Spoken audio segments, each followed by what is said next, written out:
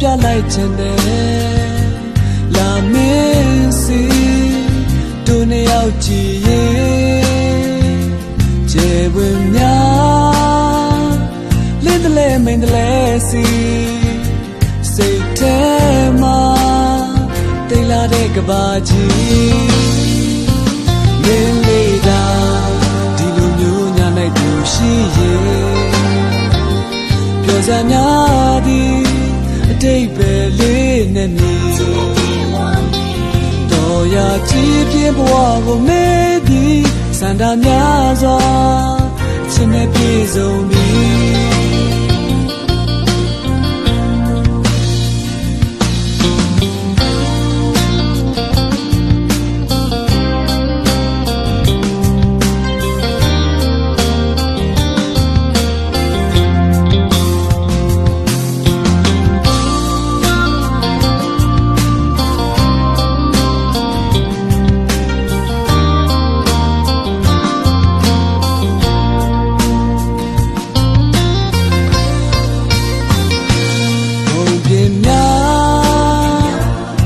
ပြောပြလိုက်ခြင်းနဲ့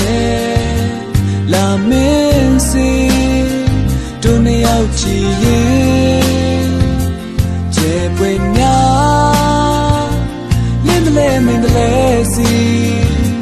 စိတ်ထဲမှာတိတ်လာတဲ့ကဘာကြီး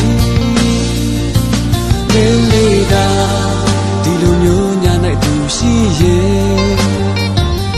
ပြောစရာများသည်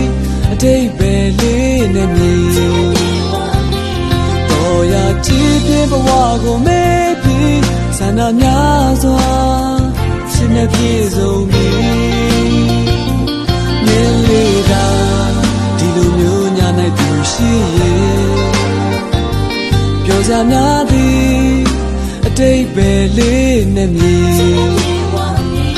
တော်ရကြည်ပြင်းဘဝကိုမေးပြီးဆန္ဒများစွာဖြစ်နေပြေဆုံးပြီ